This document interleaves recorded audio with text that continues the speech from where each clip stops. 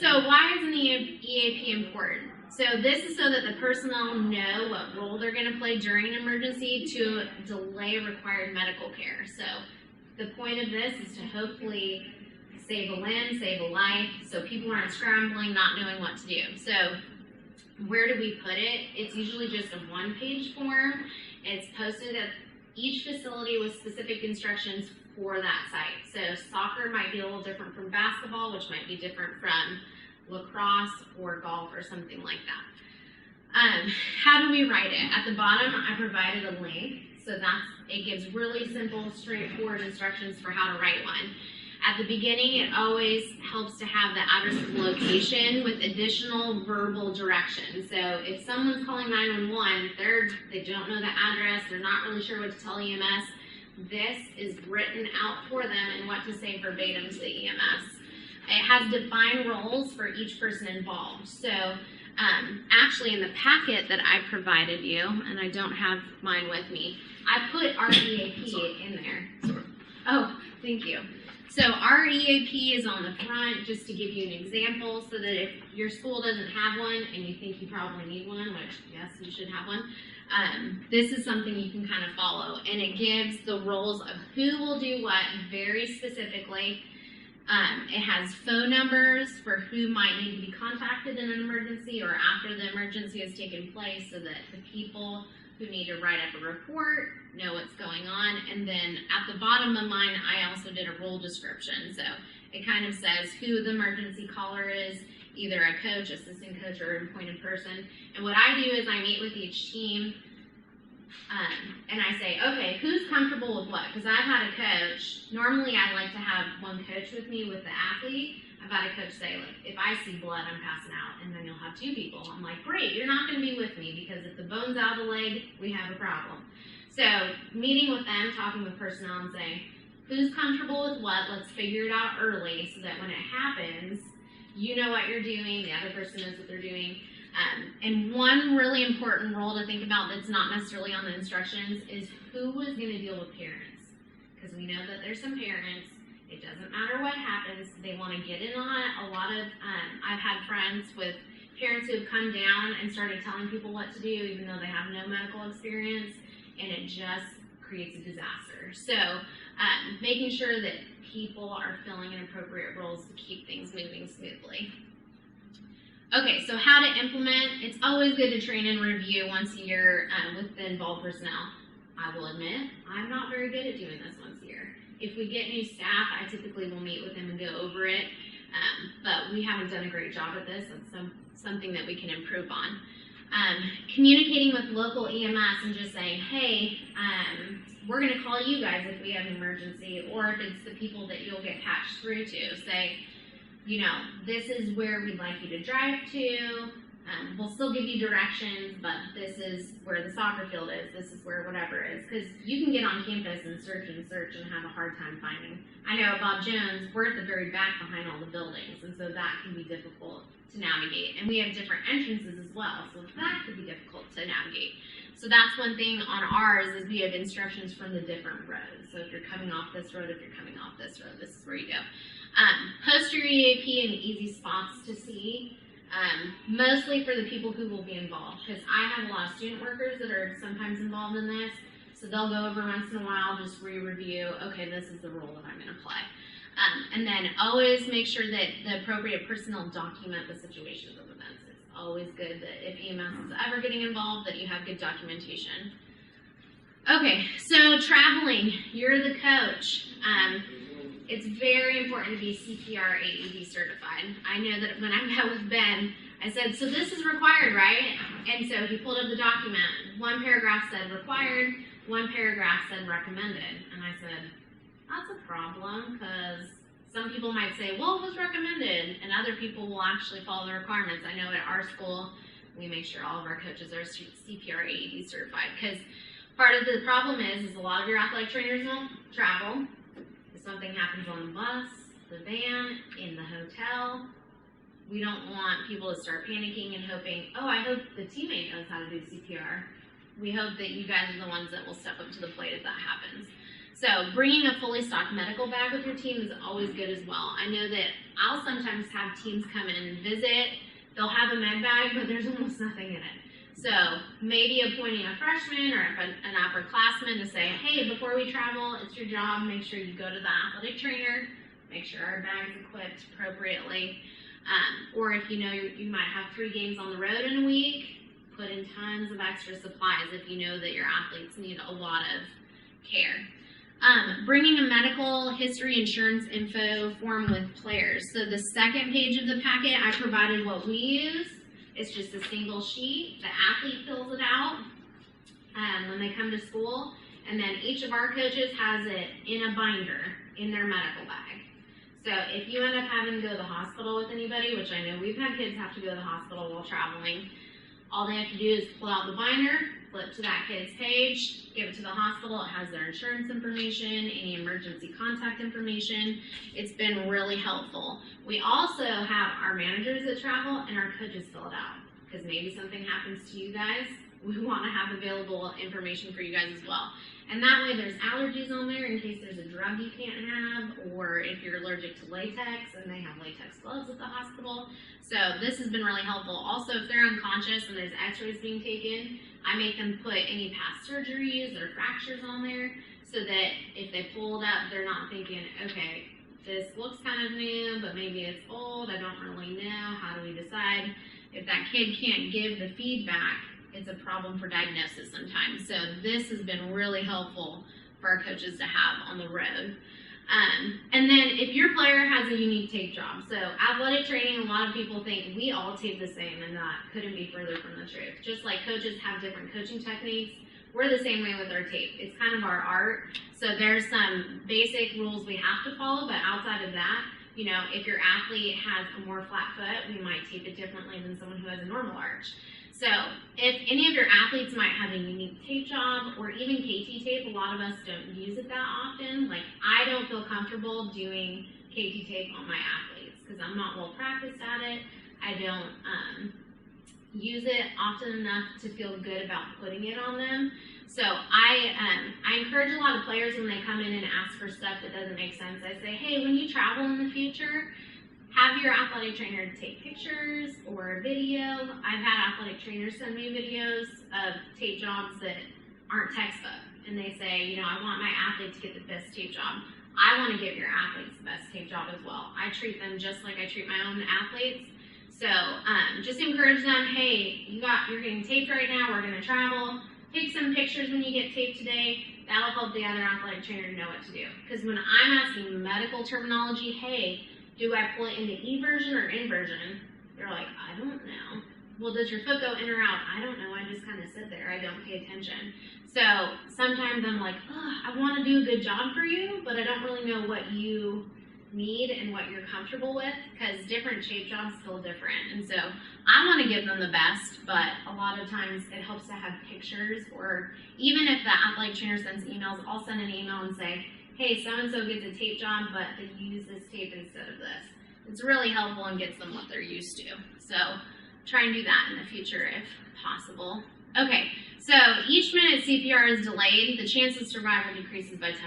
So this is just a couple ways that you can get yourself equipped with skills for CPR. You can actually do the regular certification. You can do it through American Heart Association or the Red Cross. There's 2 options that they provide now. You can either do an online class session and then you set up a meeting time to do an in-person skills test, or you can do an in-person class with the in-person skills test. So there's those 2 options. I usually do mine online and then the skills test in person. It's really easy. You can make it fit your schedule more easily. And then there's actually hands-only CPR, which the medical field is trying to widely encourage people to get comfortable with. They have a little, I added the link here. It's a 90-second video that tells you how to do it. So there's no breathing involved. All you have to do is give compressions. You do it to stay alive, which I think is very ironic that that's the song you can do your compressions to the rate of, or walk the line. There's a few other songs too. If you're like, I don't like either of those, I'd rather save a life to a different tune, you're more than welcome to look that up. Okay, so just some common issues for what to do.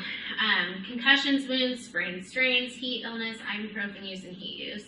So I just try to think of some things you might deal with occasionally that are kind of important.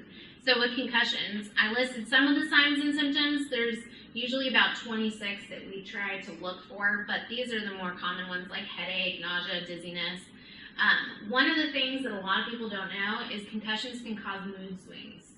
So if you're talking to your athlete and you're like, they are not normally this happy, or why are they crying, we just won, that could be a sign that they're concussed. So we've had teammates of concussed players come to us and say, so-and-so's like acting really weird and angry, and I'm like, that's my happiest player, they're never angry, what is that about?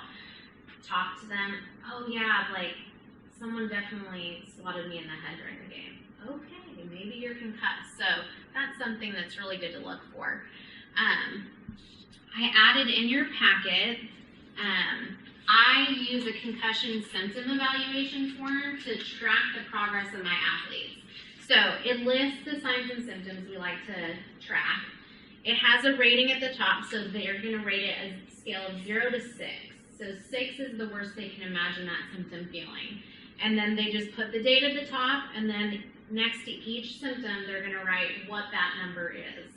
And that lets you know what symptoms they're experiencing and then how severe it is. So if you're getting mostly 4s and 5s and 6s, they have a big issue. They need to be sitting out for sure. My rule is that my athletes have to have all 0s, and then we would begin a return to play protocol. So this is a good thing to have if you want to just make copies at school to give to the different coaches. You're not in charge of treating them, but this gives them a way to track how they're doing. A lot of them, if I say the general symptoms, they're like, oh, I'm fine, and then they fill this out and they've marked 20 out of 26 symptoms. I'm like, okay, so you're feeling a lot worse than you realize. So that's a really good tool that I like to use. Okay, what to do if you think someone has a concussion.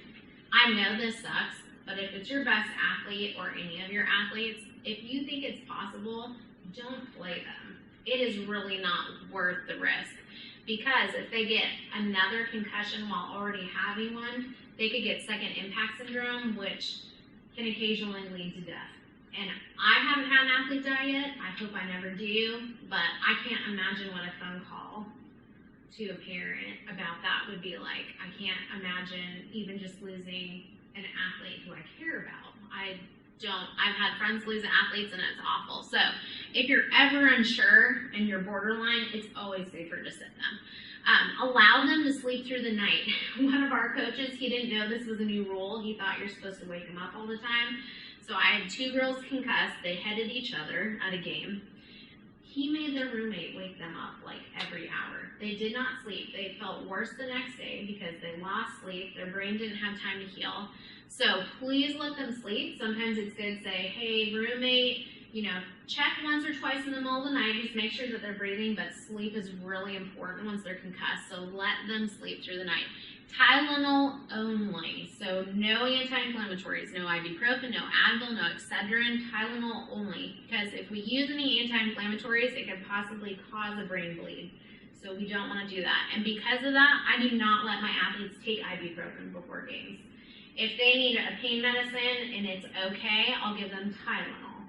Because then if they do get concussed, there's not really that risk of a bleed.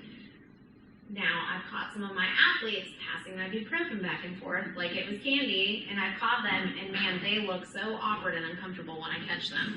And I'm like, I will give you Tylenol, you can come ask me, but please don't do ibuprofen. All right, limit all activities if they're concussed, no participation until a return to play protocol has been followed. If you want to write this down, there is something called a SCAT-5, so SCAT-5. You can look for it just in Bing or Google. And this is the way that we evaluate a concussion, but on the last page, they have a return to play protocol to follow. So it says, okay, once they're symptom-free, day 1, 10 to 15 minutes of light walking or jogging. Day 2, 15 to 20 minutes of moderate activity, and it gives you a way to work them back to activity. Many times, if you go back to regular activity right away, the symptoms reflare, and we have problems. So the return to play kind of progresses them back, gets their body used to activity again. Now, Vicki actually, a year or two ago, sent me an article. They're actually currently researching if activity can help heal concussions quicker. There's been a little bit of evidence, but not enough where laws have changed yet. So we're still sticking to the no symptoms, return to play, and then play again. But eventually in the future, probably in the next 10 years, it's going to shift a little bit to involving activity while they're still symptomatic, but we're not there in medicine yet. Limit anything that would aggravate symptoms. So a lot of people don't realize that going back to class after being concussed is a huge problem. So what I'll do is I'll print out a sheet that just gives academic accommodations. If you guys want that, you can just email me. I have my business card back there, and I can send it to you. But a lot of my kids, I need a note for their professors to know, you know, they're mentally struggling right now. They can't sit through lectures, the lights bother them. I've had to have athletes that have gone to class with sunglasses because the lights hurt so much, or noise bothers them. Some of my kids have gone to watch like intramural games and they're like, I feel so bad. And I'm like, because you sat in a noisy room when noise bothers you. So I always talk them through whatever bothers you, trying to get away from it if you can. And then go to the hospital if there's consistent vomiting, trouble walking, not sure mentally what's going on. That's a definite hospital visit right away. Okay, wounds. No more hydrogen peroxide. Do not torture them with hydrogen peroxide. Warm soap and water does just fine. It's just not nice to pour that on your body anymore. So save yourself, save your children. I had someone the other day, they're like, oh, Coach Parker, I just poured my leg with hydrogen peroxide. I said, why did you just do that to yourself? So warm soap and water will clean a wound, cover it with a good amount of triple antibiotic, use a non-adherent pad. So a lot of people will put gauze on that's woven. The downside to that is that healthy tissue starts healing into that weave, and then when you pull the gauze off, it rips all that new fresh tissue off. So a non-adherent pad kind of has like a plasticky coating, so it keeps it covered and protected, but the tissue can't heal into it. So that is always good to have in your medical bag. And then cover with additional stuff if necessary. So if it's on a weird body part, just try to have tape or something in your medical bag that will hold that bandage on well. They have proven that wounds heal faster being wet. So no more airing out, no more drying out, takes longer. Even scabs aren't good. So scabs actually slow the healing process. If you keep it moist, it kind of looks like zombie flesh for a while, but it heals a lot faster. So no more airing it out. That is old school. We're not doing that anymore. Okay, sprains and strains. So sprain is a torn ligament. Strain is a torn muscle. Very different tissues. Ligament can't contract. Muscle can contract. So the way that we take care of them is a little bit different. If there's a sprain, by the way, ACL is a ligament, so when it's torn, that's technically a sprained ACL. If it's torn all the way, that just means it's a third degree. It's 80 to 100% torn. So the knee usually swells if you tear the ACL. If you get a really bad ankle sprain, it usually swells. So usually sprains will equal swelling, and that can kind of give you an idea of what's going on. We want to use an ACE bandage, and we wrap it with what's called funnel pressure. And I actually brought an ACE bandage with me. So this is called a double. It means it's twice as long as a regular bandage. If you have someone that needs their knee, their hip, their groin wrapped, we need a double size. Some people will come with the short ones. Like, I can go around your leg once and your hip once. That won't do very well. So this is a double. This is good for the bigger joint areas. What you do is you want to do tighter pressure below the joint and looser pressure as you get up to the joint. So what that does is it pushes the swelling back towards the heart. What a lot of people do is they do the same pressure and do it tight. That holds the swelling there and doesn't let it go back up to the torso. And that's what we want. We want the swelling to go back up to the torso. So if I was going to do a knee, I'm going to start below. I'm going to wrap it tighter, and as I move up, I get looser and looser with the ACE bandage. So funnel pressure is recommended for taking care of that. With sprains, limit motion if the pain is significant. A lot of them will do this themselves. You know, I have people that'll hop on one leg. That's their way of trying to limit their motion. So do that if necessary. And then another rule for recent injuries is Tylenol for the first 3 days, then ibuprofen later. Because what happens is ibuprofen, because it's a blood thinner, all of a sudden now your body's saying send healing properties to the injury, and then your blood gets thinner and it sends way more healing properties, and we get a much bigger swelling than we want.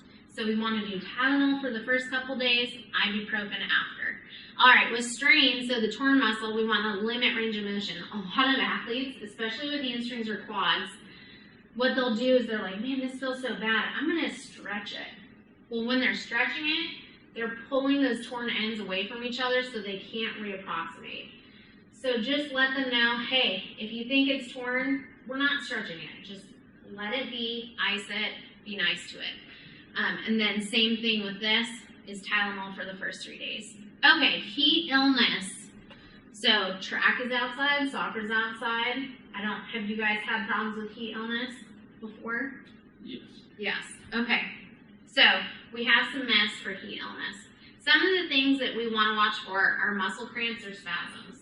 It could just be a cramp, or it could be a symptom of heat illness, so that's something you want to be careful of. They could have a dry tongue or mouth. They might seem fatigued, which that's when it gets a little tricky is, are they tired because it's a hard workout, or are they tired because they're getting heat illness? So a lot of times we'll get mental dullness at the same time, so if neurologically they're seeming a little off, that might be a good sign for you to pay attention to. They might be getting a headache, they might have less sweating and heavier breathing, and then vomiting and diarrhea. So, something to think about with vomiting. I remember I coached track when I was in college, I coached high school, and if my kids vomited, I was like, oh man, this is such a good workout for them, because like they're so exhausted, they're puking. Then I get into my medical program, and I realized, oh, vomiting dehydrates them. And if they're already getting dehydrated, vomiting on top of that is an even bigger problem. So I try to encourage coaches, we want to work our players out hard, but if we're getting to the point of vomiting, we need to slow down, because then we're going to start having bigger issues than them being deconditioned. Okay, so what to do if you think this is happening? Stop activity, provide fluids, preferably a Gatorade or Powerade or something along those lines. Have a cold tub ready. So when we do preseason for soccer, we have cold tubs waiting. Okay. Hey, how are you? Good, how are you? Good. We don't necessarily have the ice in them, but we have cold water waiting, and then once we have to use it, we get buckets of ice poured in. Always call 911 if there's a neuro problem present. So we've had some kids, they don't know where they are, they're talking nonsense. Even unconsciousness would be considered a neuro problem. So if they start having those, it's an immediate 911 call. Now, anything below that, if you're not comfortable with it, call them anyway. It's better to call them and not need them. But always get them into a cold tub right away. Also, we, in athletic training, we always used to push mustard, pickle juice, any other things like that for salt. It has been proven they don't help. So a lot of my colleagues have heard this, and I actually asked one, I said, do you still use pickle juice? She said, yes. We went to the lecture, they said, sorry guys, pickle juice doesn't work. I looked to her, I said, you still gonna use pickle juice? She said, oh yeah, I'm gonna use it. I'm like, well, if the research isn't showing, let's not bother with it. So don't worry about that. What I do to my athletes is I tell them at your meals, try and have some salty stuff. So we have goldfish provided on campus a lot at the dining commons. So I say do goldfish, you can use some potato chips, maybe some fries, peanuts, but try and have salt at your meals. That's the one time where I'm going to really push sodium is if we're going to be outside in the heat. Okay. Oh, one last thing. I do not let my athletes put water on themselves. A lot of places, they still do water on themselves. It actually has been proven to increase their body temperature for 2 reasons. The first reason is that adding more liquid to their skin, that's where it's supposed to evaporate from to cool their internal organs. If we're putting more liquid on, that's more that has to evaporate, and if you're in a humid location like we are, it's not going to evaporate very well. So it causes the body's natural way of cooling to not be able to do it as well. And then second, as soon as the body feels that cold sensation on it, it thinks you're automatically in a cold environment, and it starts shunting blood to the core. And when it's sending more warm blood to the core, it's increasing that temperature, and that's when the organs start cooking, and that is no good. So I tell my athletes when they come, hey, you're new to college, you've probably always poured water on yourself. You're not going to do that anymore because I want you to be alive. So we provide towels at practices. I only have 1 minute. No, I have a question related to that. I just stepped in to check. Oh, okay. So I provide towels, and what they'll do is they'll wipe their limbs off at practice. That provides morning body surface for the fluids to get out, and it just keeps the cooling process going, and it gives them a little bit of relief, like they actually feel like they can do something to decrease their heat. Yes, ma'am. What is your opinion about ice water versus room temperature water? I honestly haven't really seen a lot of research on either or. I'm like, if you want to drink freezing cold water, go for it. Because our son is an athlete, and he's done some research, and he's kind of hearing that the ice water can cause your stomach, in a hot, heated up condition, can cause your stomach, kind of the same principle. Yeah. It starts kind of causing it to Contract, yeah. Contract, and that's when you start throwing up and doing some of that stuff because your body's kind of getting mixed signals. We haven't had problems, but I could see that being an issue. If I ever come across stuff where I feel like we really need to push that method, I will. But I think it's kind of some new information. Yeah. I just didn't know if you had seen any more on it. Yeah, no, I haven't yet. But if that changes, I'll try and push it. But for now, I'm like, it gives them a little bit of comfort to always have that cold. And we do cold tubs after most of our practices. Yes. I was getting into the cold tub different from putting water on. Okay, so when we're going to use the cold tub, this is going to be for core cooling processes. So we're pretty much only going to use that if we have heat stroke. So when we're getting into heat stroke, this is when neurologically they don't know what's going on. And it's been very encouraged and it's being very pushed to have rectal thermometers at your schools. So we have one because they have found through research again that that's the only way you get an accurate temperature. That and swallowing pills, they have pills that can report back to software what the temperature is. The only thing is there's only one use, and then it goes through, and then the other problem is they're really expensive. So to have to give everyone a pill each day that's one use, it's kind of a pain in the butt.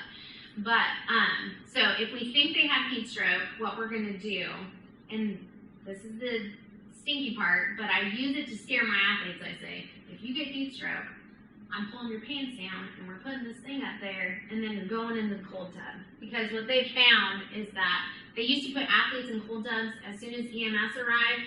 They'd put them in the truck and send them to the hospital. But what they found was if they weren't in the tub long enough to decrease the temperature and took them out too early, the organs were cooking. And by the time they went from one location to the hospital, they had organ failure because things were still too hot internally. So we now use the rectal thermometers and put them in the cold tub, and we watch on the meter the temperature get down to a safe temperature for transportation. So the cold tub's really only used if we think we're getting into that really scary point, and that's usually going to be inside, and that's just for a total body cooling process.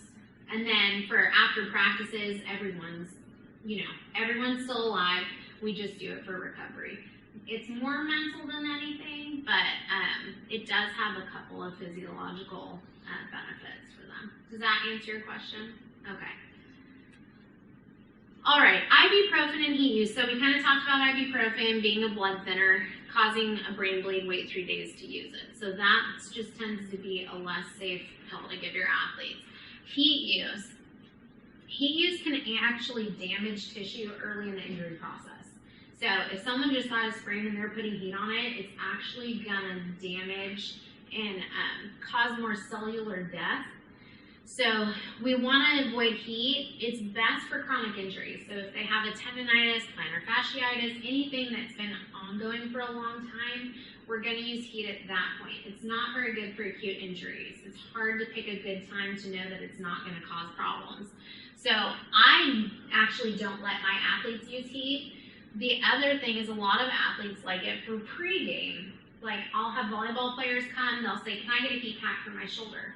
Well, they've actually shown that heat doesn't get through the fat very well. It barely gets to the muscle if it does. So they have encouraged actual warming up of the body, whether it's on a bike or a treadmill or something like that. That actually internally heats the muscle. So my athletes, they don't get heat packs if they want to warm up before warm up. I have it's a UBE, so an upper body ergometer. I have a bike with that, so they can either do the bike part for their legs or they can do the arm part for their arms. That warms them up much better. When you have athletes putting on heat packs for warm up, it's not getting to the muscle, so it's not really doing much.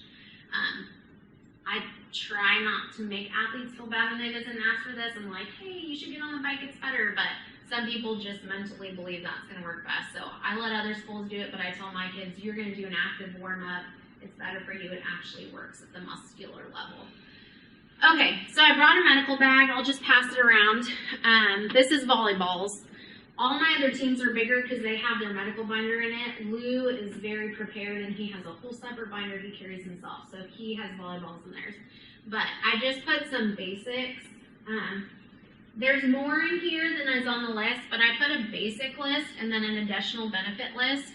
I also provided it in your packet. What I did is we use Medco. It's a great company. A lot of athletic trainers work for them, so they typically can let you know what are good things to have. I made you a basic list of what I put up here and then an additional benefit list, what's on there as well. I also put my rep's name down. He is always happy to help new people, get them the supplies that they need. His info's on there, and if there's anything else that's not on here that you want, he'll help you get it. Their supply catalog is like 500 pages. I found really cool stuff in there, but sometimes it's a pain to go through yourself, so you can always talk to Tyler and say, hey, you know, we need something for this. I don't really know what's out there. He'll be like, oh, we have this. That would be great for you to use. So he's a great contact. That's in here for you as well. Okay, so supply list. I already was ahead of myself. There you go. It's in your packet. Okay, things to prepare for. When do I have till, Vicki? One more minute. Okay, things to prepare for. Cardiac issues, nutritional issues, mental health issues. So we have a recruit questionnaire. I forgot to put it in here for you guys, but if you would like it, we have coaches give it to recruits. It will help you find out if they have major medical problems, because a lot of kids aren't going to be like, hey coach, you're recruiting me, but I have a cardiac problem. A lot of them aren't going to say that. They're going to keep it secret. And then when you get them, you find out, oh great, you have a cardiac issue. That's wonderful.